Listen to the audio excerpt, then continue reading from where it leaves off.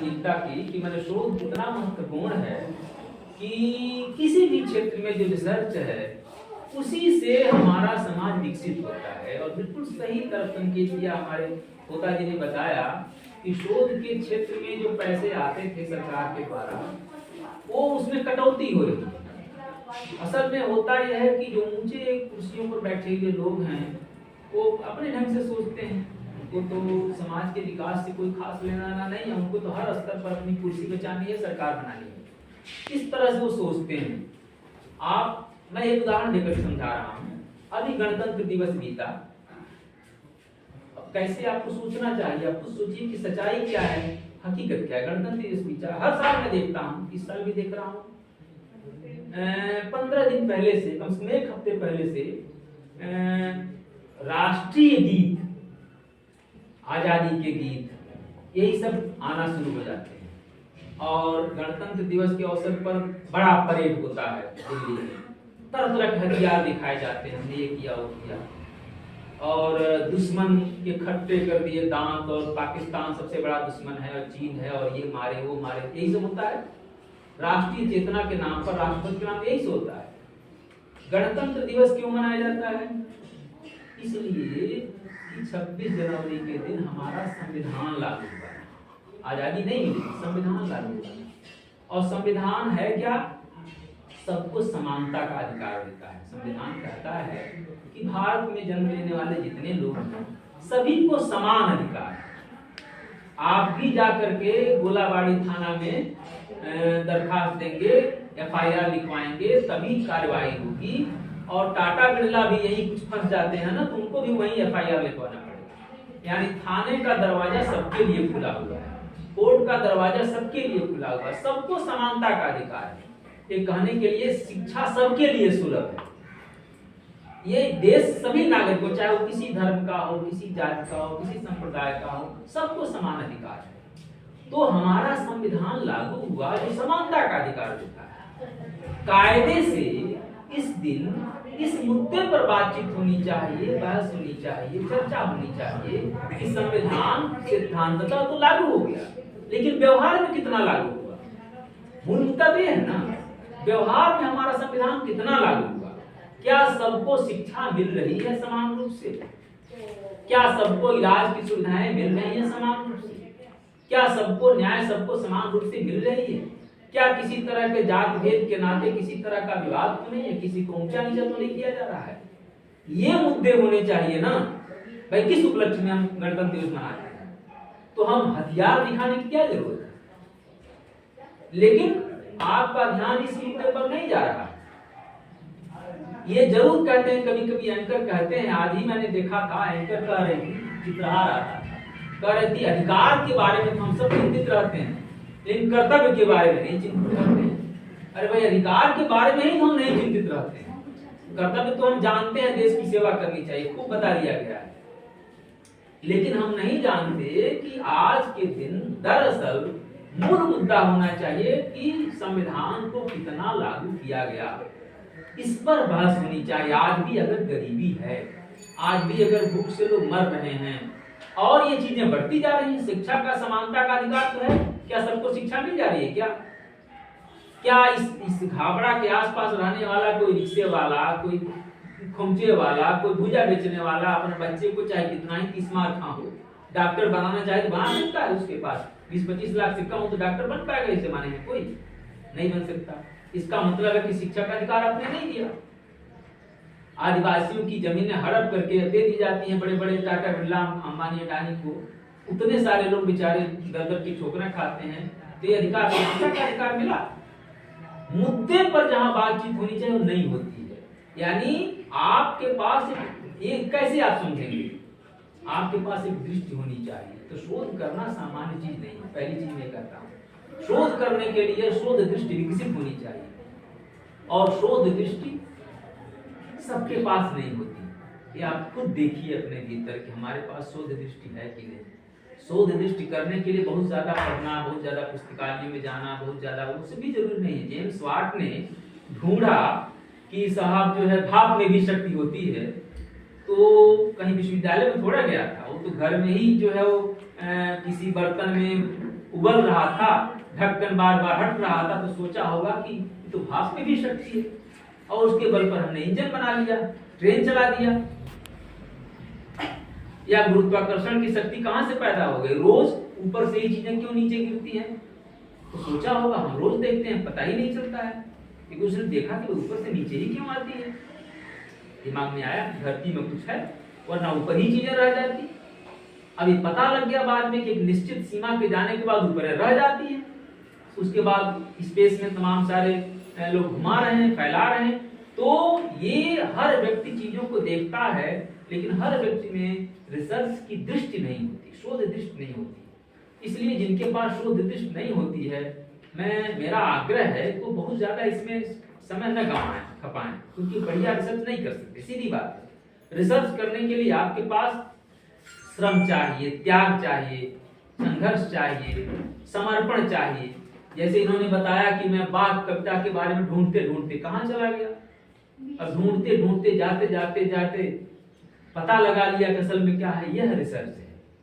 अब उस कविता के प्रति इतना दायित्व बोध होगा कि पता लगा के छोड़ेंगे, तो उसमें मजा आता है।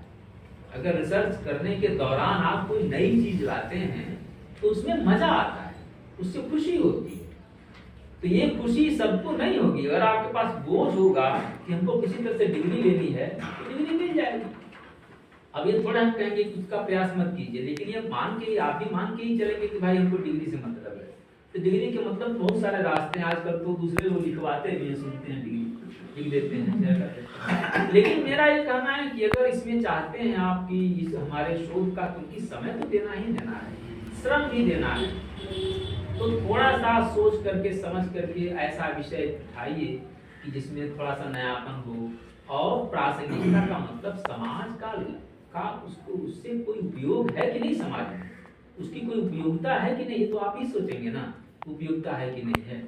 तो ये उपयोगिता है। आज के जमाने में हम देखते हैं कि जितने शोध होते हैं उसमें 80% केवल कथा साहित्य पर होते हैं और आधुनिक काल पर होते हैं, जबकि बहुत सारे क्षेत्र हैं। बंगाल के लोग ही शोध कर सकते हैं किसी बंगला के साहित्यकार से। लालन फकीर की बात की, अब लालन फकीर और कबीर को तुलना करके देख लीजिए। लालन फकीर बाद में हो गए, कबीर हमारे यहाँ 500 साल पहले हो गए, लेकिन हमें तो लगता है कि लालन फकीर जो बात कहते हैं वो कबीर हमारे यहाँ 500 साल पहले वही गतियां कहते हैं। अब लालन फकीर और कबीर को लेकर के, बाउल गान को लेकर के तुलनात्मक अध्ययन हो सकता है, और ये बंगाल के ही लोग कर सकते हैं जो दोनों भाषाएं जानते हैं।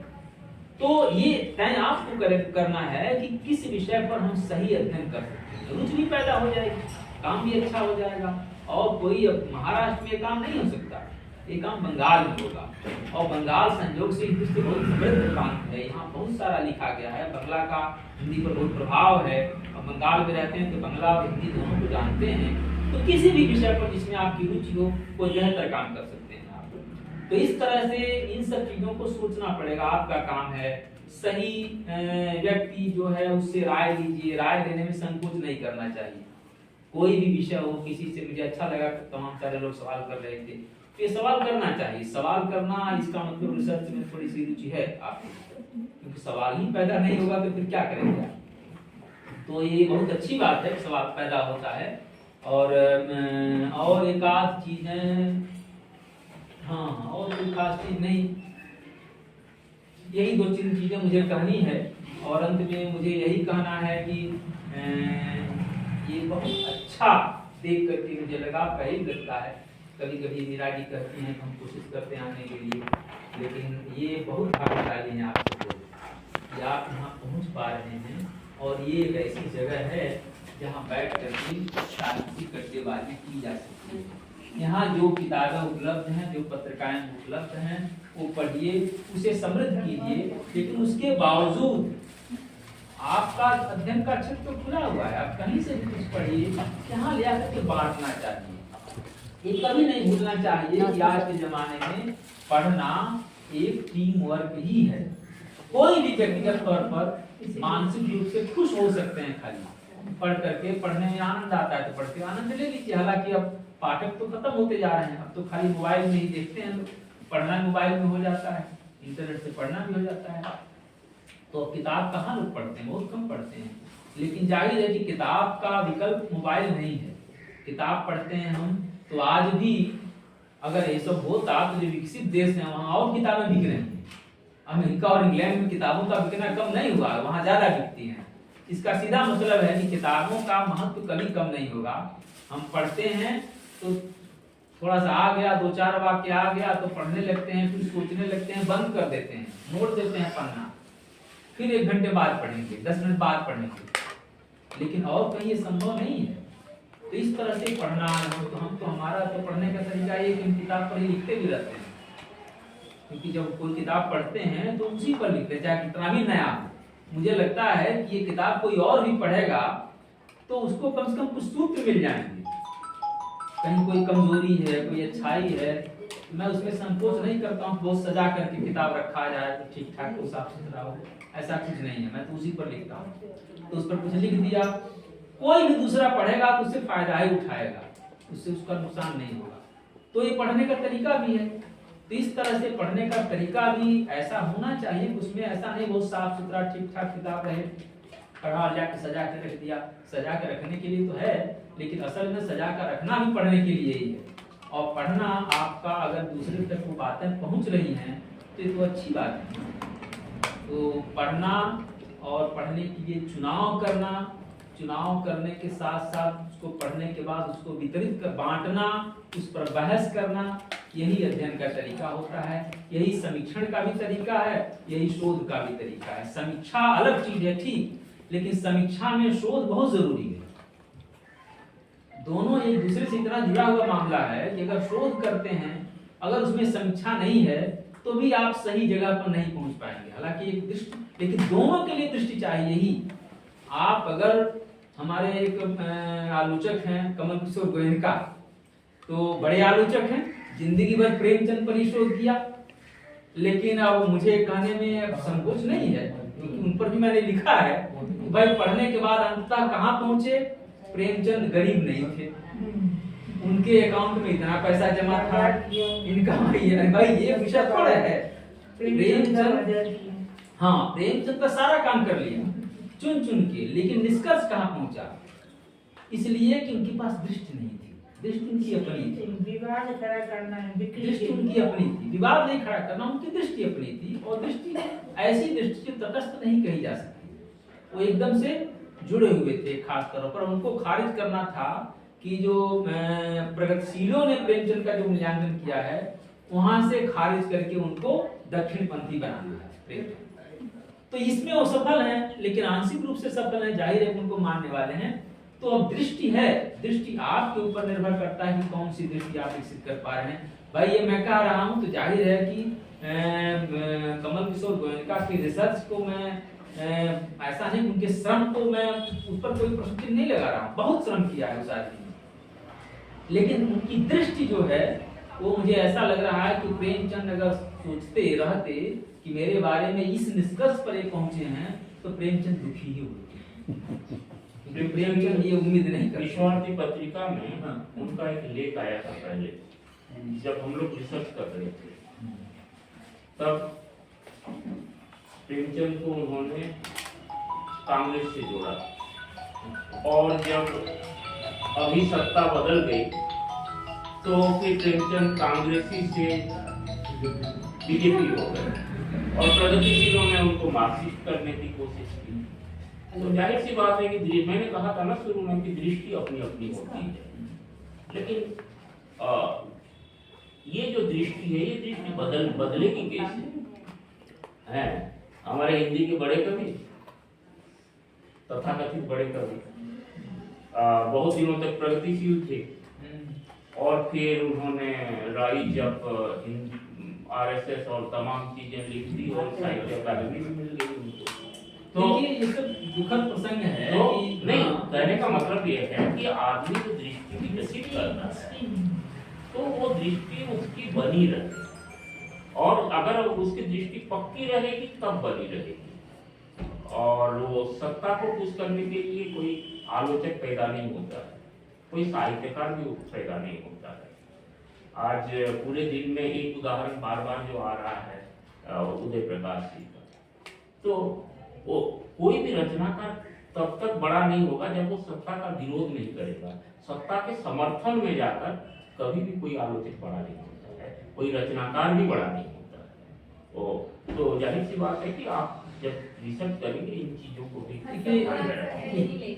एक चीज मैं कह दूं, पिताजी ने कहा तो मैं बता दूं, ध्यान में आ गया।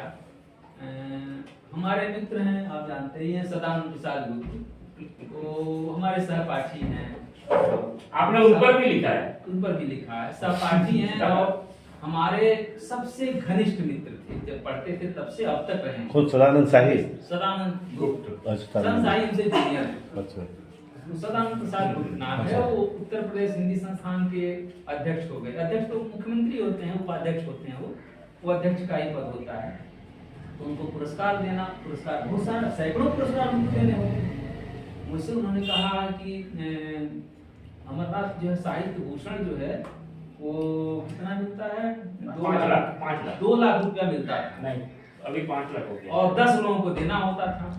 तो उन्होंने कहा कि मैं सोच रहा हूँ इसको मैं कम से कम 5 लाख करा दूं और 10 लोगों को क्यों 20 लोगों को दिया जाएगा। भाई तुम्हारे हाथ में करा दे, मैं राय ले रही थी। तो अच्छा, बाद में जो उनके पास गए हो गया, मैंने जो 2 लाख का पुरस्कार था वो 5 लाख हो गया और जो 10 लोगों को दिया था तो 20 लोगों को हो गया।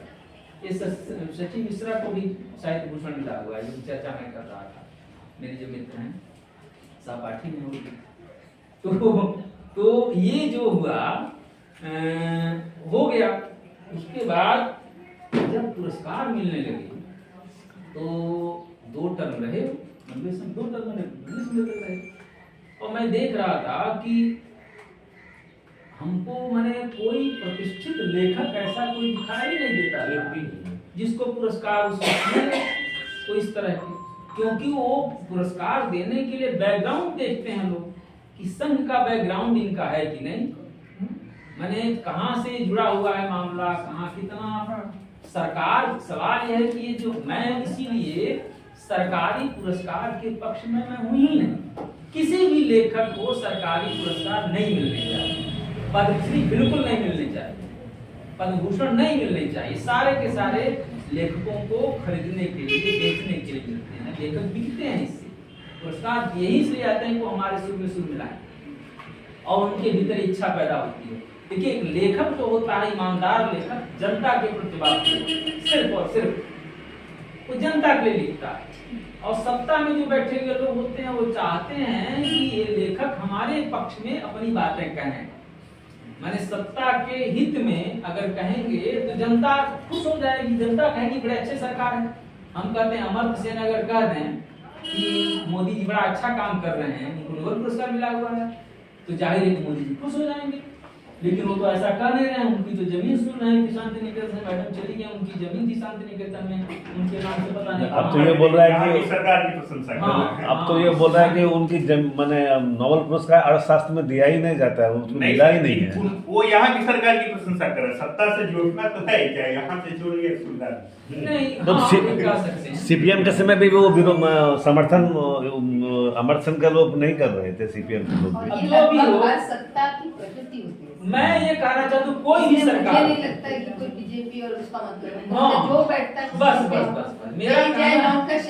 मेरा कहना ये है कि सिर्फ सत्ता यानी जनता के पक्ष किसी भी पार्टी का हो, पसंद नहीं कोई भी पार्टी हो, अगर सत्ता में है तो सही बात बोलने को पसंद नहीं, सत्ता की रक्षा के लिए सारा काम करती है ना कोई भी पार्टी।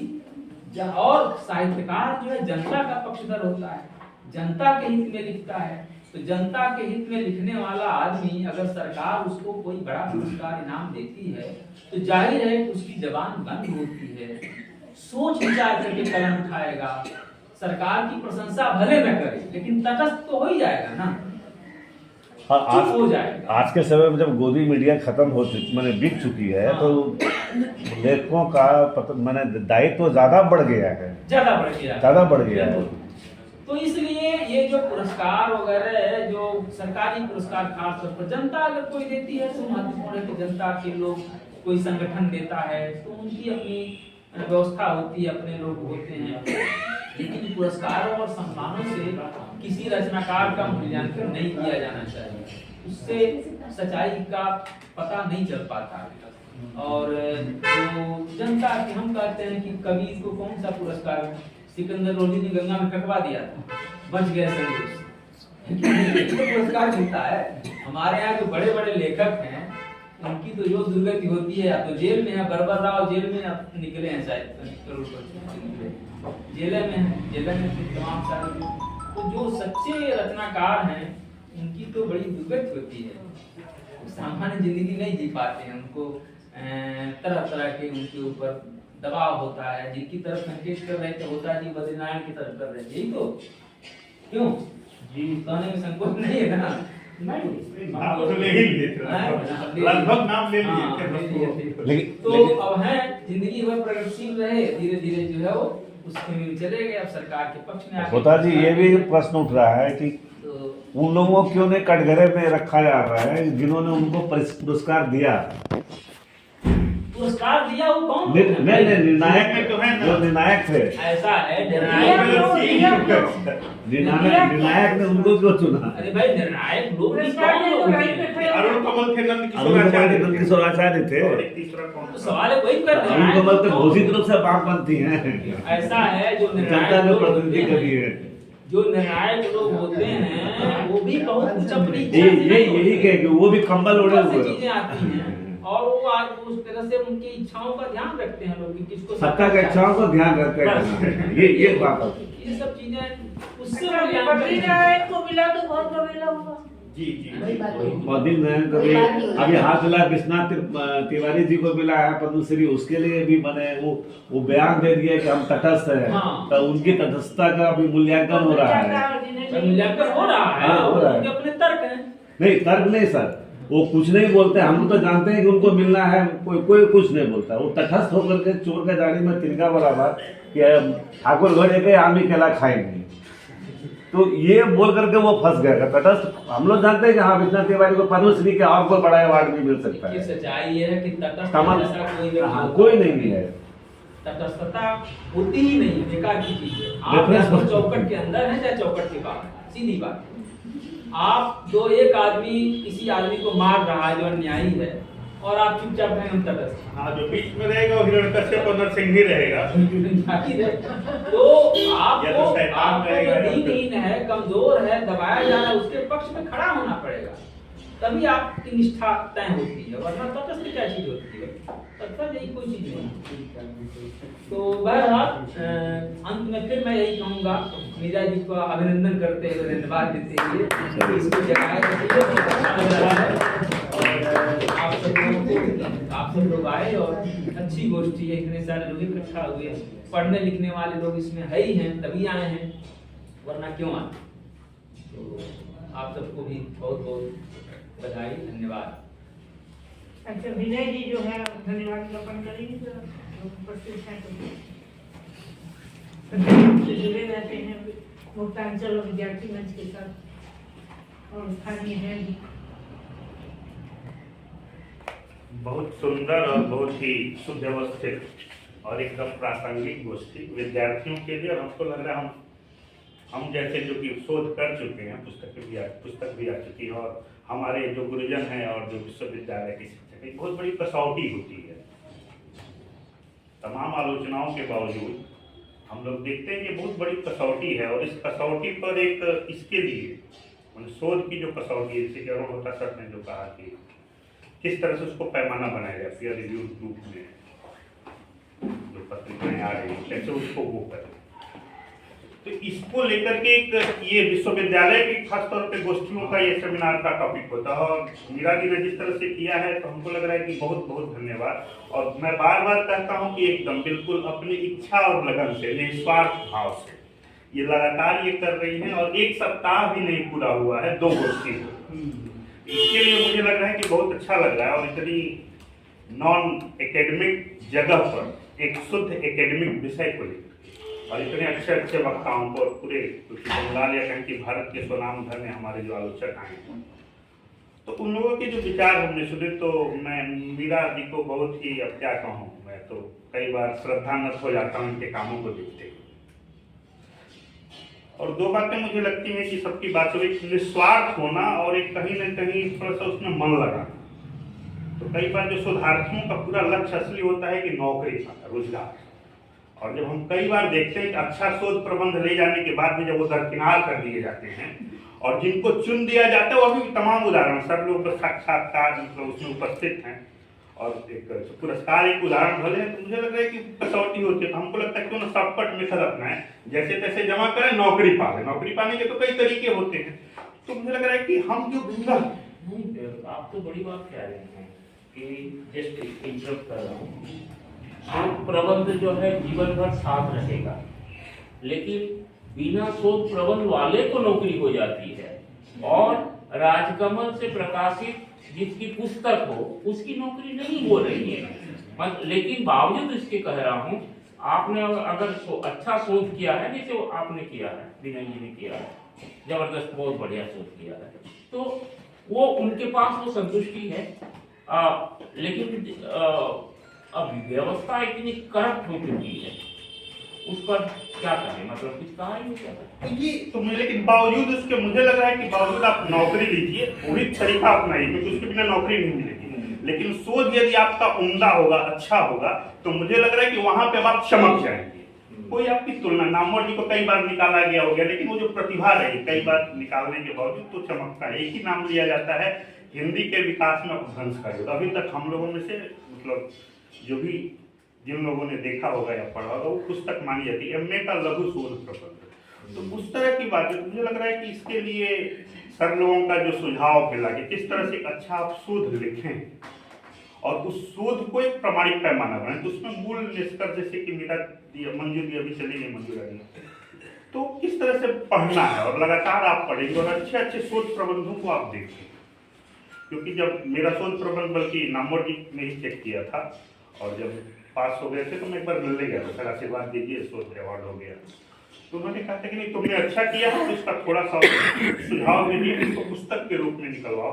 अब दुर्भाग्य से वो गुजर गया, नहीं तो मेरी बहुत इच्छा थी। लेकिन कई बार उसी शोध को लेकर के मुझे इंटरव्यू बोर्ड में मतलब कहा गया कि आपने क्या लिखा, तो यहाँ तक भी कहा गया, लोगों ने ये कहा था, मतलब मैं क्या कहूँ, तो बहुत ही दुख होता है। लेकिन होता है ना तो इस तरह से चीज है, लेकिन बावजूद उसके कि जिस तरह से हम अच्छा काम करें, ऐसा नहीं करें नौकरी पाने के लिए हम करें, लेकिन एक शोध यदि अच्छे तरह से किया जाए। और मेरा जी जो अड्डे की जो बात थी, आप शायद उसको दूसरे रूप में लेकिन मैं कह रहा हूँ कि कोई एक पुस्तक भी हो सकती है, वो हो सकती है साहित्यिक अड्डे के रूप में हम लोग चलाएं। महीने में एक गोष्ठी तो हुई, भले जिस विषय पर, जैसे प्रासंगिक कोई विषय है, मान लीजिए कि किसी पुरानी भी कोई रचना हो सकती है, वो हो सकता है। तो इस तरह से यदि हम करें तो एक अच्छा बनेगा, तो एक सुंदर माहौल बना। मैं बहुत बहुत धन्यवाद देता हूँ आदरणीय अमरनाथ सर जी का, पढ़ाया है हम लोगों को, हमने इनसे बहुत कुछ सीखा है और लगातार सीखते रहते हैं। और इनकी पर्सनैलिटी एकदम शांत व्यक्तित्व और देख कर कितना मनमुग्ध हो जाता है, लेकिन बातें भी गंभीर निकलती है। मंजू रानी जी चली गई, उनका भी बहुत बहुत आभार, इतने व्यस्त तुम छोड़ चुकी है। और अरुण प्रसाद सर ने जिस तरह से कहा कि एकदम आप बेबाक होकर के जो संशोधन कर दीजिए, कर दे, लौटा दे, तो आप उनको मत बोले कि भाई हम आपको छाप नहीं सकते। बहुत मुश्किल होता है एक शानदार या आलोचनात्मक लेख लिखने। जैसे सर ने कहा ना कि बिल्कुल वो पांचाली का इन्होंने आलोचनात्मक लेख लिखा, लेकिन कितना और मजा आ जाता, मुझे लगता है कि सर का नाम और मतलब है किताब के जरिए कि और पब्लिश करा देते तो होता कि हाँ एक मित्र से एक मित्र की अच्छी मतलब होगी, लेकिन कहीं ना कहीं वो थोड़ा सा वो चीजें होती है।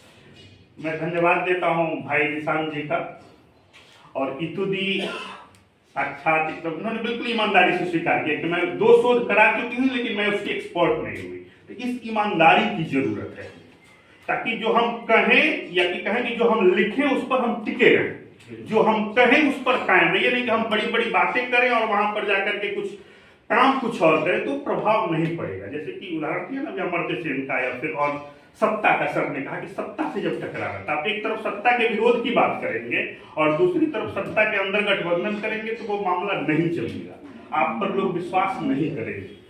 तो इतनी सुंदर गोष्ठी मीरा दी इसी तरह से कराते रहे। आप सबका बहुत बहुत धन्यवाद। और आपने जिस तरह से एकदम बिल्कुल उन्मुक्त होकर के जो विचार रखे, आपकी जो कविता रही है, या उन्होंने कि किस तरह से क्या प्रासंगिक है, शोध हम क्यों करें। सर ने भी कहा कि उन प्रासंगिक विषयों को कराया जाए। हम लिविंग लेजेंड पर जाते हैं, मतलब जो अभी जीवित हैं उन पर करने जाते हैं, तो अब क्यों करते हैं इसके पीछे भी, लेकिन उसमें भी आप ऐसा अच्छा शोध कर दिया जाए। जैसा कि एक मूल्यांकन की बात है कि समीक्षा किस तरह से लिखें, तो थोड़ी थोड़ी जो चीजें होती हैं तो हम सबको निश्चित तौर पर लाभ मिलेगा। और इस तरह की एकेडमिक जो बहसें यदि होती रहे एकदम बिल्कुल खुले वातावरण में उन्मुक्त होकर के हम बोल सकें, तो यह बेबाकी और आपकी मेहनत और परिश्रम और मीरा जी जैसे एकदम सहृदय लोगों का यदि साथ और सुझाव मिलता रहेगा, स्थान जिस तरह से ये लगातार बुलाती रहती हैं बार बार हम लोग कि गोष्ठी कीजिए, कुछ कीजिए, तो हम लोग एक अच्छा उम्मीद करते हैं कि एक अच्छा वातावरण बनेगा। आप सब आए, हमारे शहर के इस विभूति प्रोफेसर सर आए और आप सब शोधार्थी और राज्यवर्धन जी एकदम दुबक करके देखिए, ये होता है एक सब मतलब क्या बोले, बहुत प्रिय मेरे कवि हैं और मुझे बहुत ही अच्छी लगती है इनकी कुछ कुछ कविताएं, और कई बार ये असहमत भी होते हैं वो कविताओं में भी या कई फेसबुक की टिप्पणियों में, तो मुझे अच्छा लगता है। ये बहुत ही नायाब है, अनूठा है। मैं अपने गुरुजनों को बिल्कुल हार्दिक धन्यवाद कहकर अभिनंदन करता हूं कि आप इसी तरह से आएँ और ऐसे ही मार्गदर्शन देते रहें, ताकि हम सब आपके सुझावों पर चलते रहें, आपके कामों को देखें और आपके कामों से सीखें, ताकि हम भी आप जैसा बन सकें या आपसे भी आगे जा सकें। आप सब लोग ऐसा काम करें। मैं बहुत बहुत धन्यवाद। एक बात मैं कहना चाहता हूँ, असल में आज जो बातचीत हो रही थी इसको मैं अड्डे की तरह ही ले रहा था। आपस में बातचीत जैसे होती है, कभी भी फॉर्मल कहीं संबोधन करना होता तो मैं ये सब बातें नहीं करता, लोगों का नाम नहीं लेता, सदानंद प्रसाद गुप्त हैं चाहे बद्री नारायण है, ये सब नहीं करता। तो अगर आप लोग कहीं चर्चा कीजिए, कहीं लिखिए उठिएगा, तो ये सब नाम मत दीजिएगा, सीधी बात है, क्योंकि ये आपसी बातचीत के मामले में पूरी तरह से इस रूप में हमने लिया है, क्योंकि वो बात दूसरी है। तभी तो अध्यक्ष जब अध्यक्ष अभिभाषण चल रहा था, अध्यक्षीय अभिभाषण, उसमें तो 3-4 बार टोके गए आप, ये थोड़े ना होता है। टोका टोकी नहीं पहले औपचारिक अध्यक्ष टोका टोकी नहीं होता। सर लेकिन ये तो लाइव चल रहा था पूरा प्रोग्राम, लेकिन चार भी उसी थे। सर ये पूरा लाइव प्रोग्राम चल रहा था, लोग ये वो नहीं करिएगा। डॉक्यूमेंटेशन नहीं होना चाहिए। ठीक है, ठीक है। लिखित डॉक्यूमेंट आप कहीं तो डिलीट भी कर देंगे। नहीं ये जो है ठीक नहीं है, या तो पहले से ही बता देते कि लाइव चलेगा तो हम उसी तरह से बोल देते। लेकिन सर उसने एक बहुत अच्छी बात कही है, सिर्फ 4 व्यूअर। हाँ, ये नहीं उसके बाद अब नहीं,